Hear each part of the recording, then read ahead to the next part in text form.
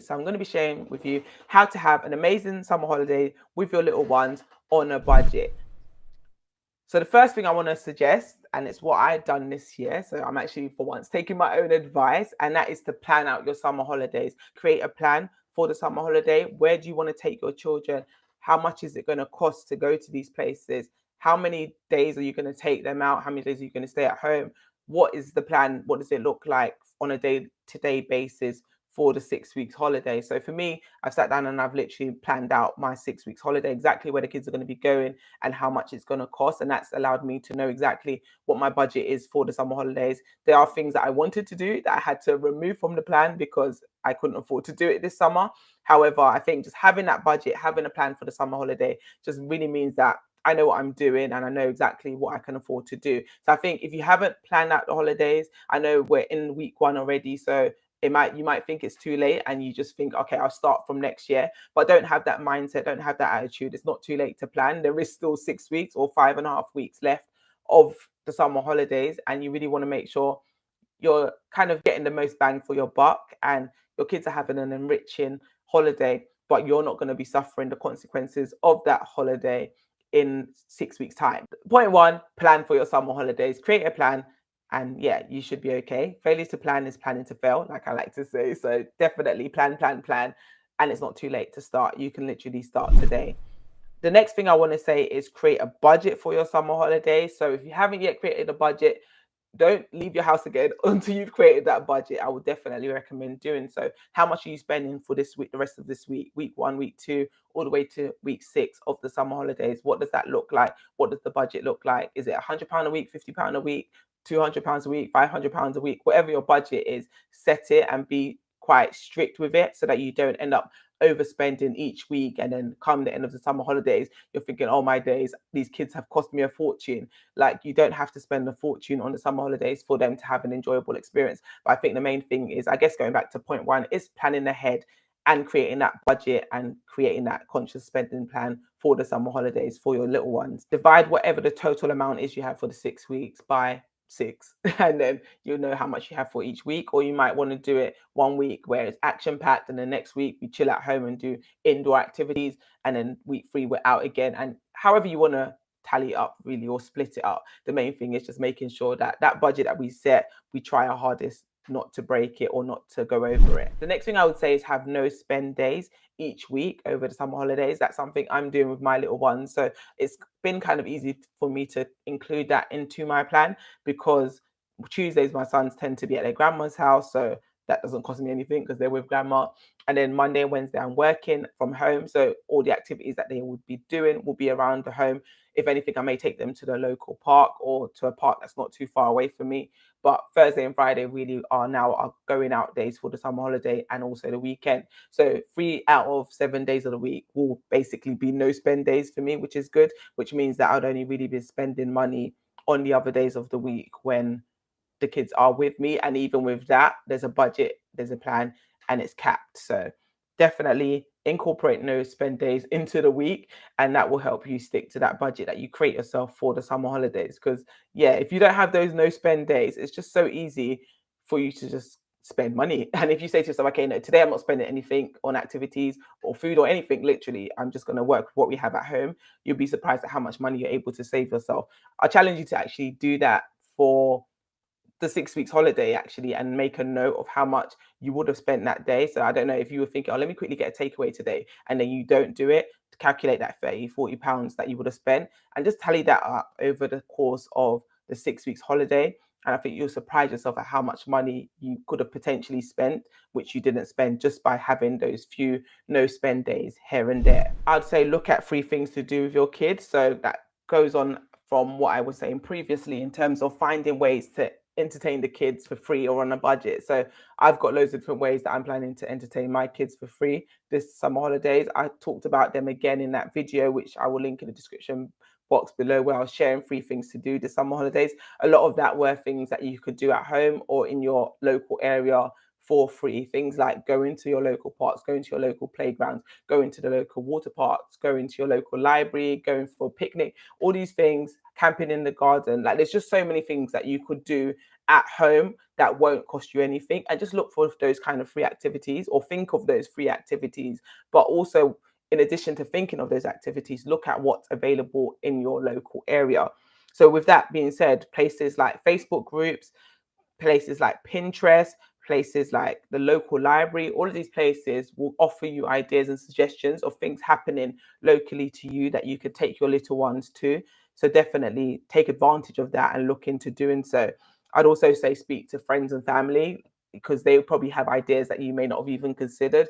I know I found a festival taking place locally in my area that is free for kids. I found it on Eventbrite. I wouldn't have found it if I hadn't been researching things to do for free with kids on that website. But literally, there's a wealth of information out there, and there's so many ideas of things you can do that your little ones would love for free or for cheap. You don't need to necessarily break the bank in order to give them the most unforgettable summer holidays ever. Um, Next on the list, I would say, is when you do go out with your kids, or you go to any kind of fun excursion or do any fun activity with them, take a packed lunch. Like, take your snacks, take your lunch if you can, take bottles of water, take drinks for the kids, take fruits, all these things. Take it with you in their little backpack, in a little lunch box, so that you're not spending a fortune when you do go to these places, because that is where you will end up finding yourself spending money that you don't want to spend. It's on things like food. So if you can take food with you, definitely take it. Just a little bit of planning ahead and a bit of prepping before you leave the house could literally save you like 20-30 pounds minimum on a little day trip out with the little ones. Oh, okay. Yeah. So at this point, I gave you 14 restaurants earlier that said kids can eat for free, right? So I would recommend taking your kids to those places. So try a couple on that list where kids can eat for free at a discounted price, because that's going to really save your budget and save you so much money, as opposed to going to a restaurant and spending £10 per child, or at least £7 per child. Why not go to a restaurant where you don't have to pay for that child and you still have a nice, fun dining experience? So it might not be necessarily your restaurant of choice, like your number one restaurant that you wanted to go to, but if it means that you're still having that nice dining out experience and saving yourself, what, 20, 30, 40 pounds, I personally think it's worth it. Another thing I'd say that would help you save money this summer holidays and ensure you don't bust your budget is book online or book in advance. So yeah, definitely book online or book in advance when you're going to these summer excursions. I think one thing I've learned this summer holidays from being organized for once and planning ahead is that there is money to be saved by being organized. So for example, one of the events that I'm taking my kids to is Brick Live. I think that's what it's called. Brick Live, whatever it is anyway. It's like some Lego event that's taking place in London, right?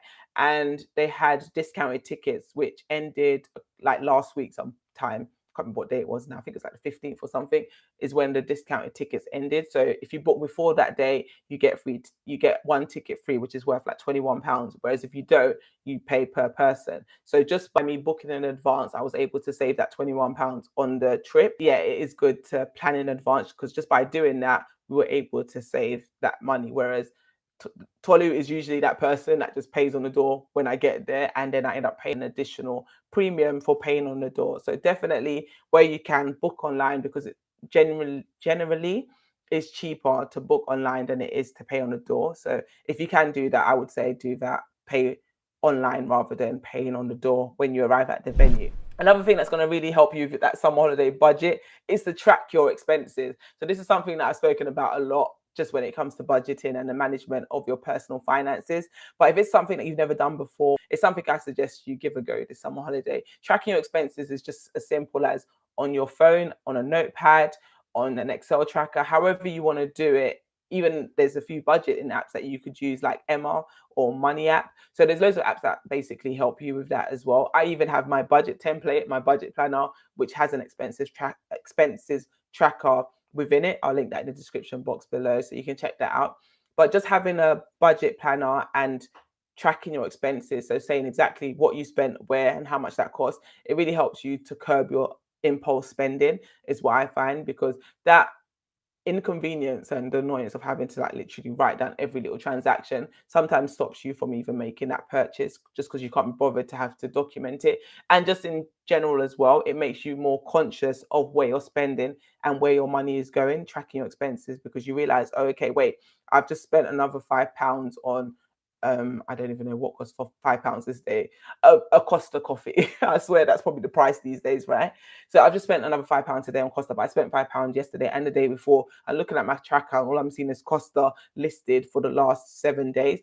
Doing that just makes you more cognizant and aware of where your money is going, and that will help you curb your spending this summer holiday. So if that's something you've never done before, I definitely challenge you to do that. Track your expenses and see exactly where your money's going this summer holidays, and that will probably help you not overspend when it comes to your kids over the next few weeks. And the last thing I want to say is trying a different mode of transport. So if you're in the UK, you know petrol costs right now are astronomical. It is so expensive to drive in London. I remember the last term of school, a lot of the days I had to walk to school because I didn't want to drive the car. Or should I say, my husband did not want me to drive the car because it was costing too much in petrol. So all the journeys that I would ordinarily drive to, I was now having to walk there.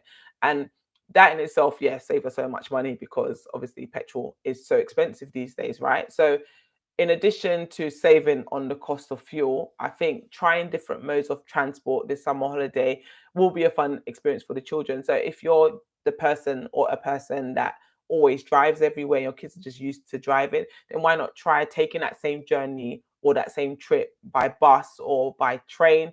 Or if you can, if it's not too far, take it by scooter or bicycle or maybe even walk, and just trying different modes of transport and experiencing different modes of transport. Not only will it save you money, it will also be a nice experience for the children because they're not doing the usual mundane thing that they do on a regular basis, on a daily basis.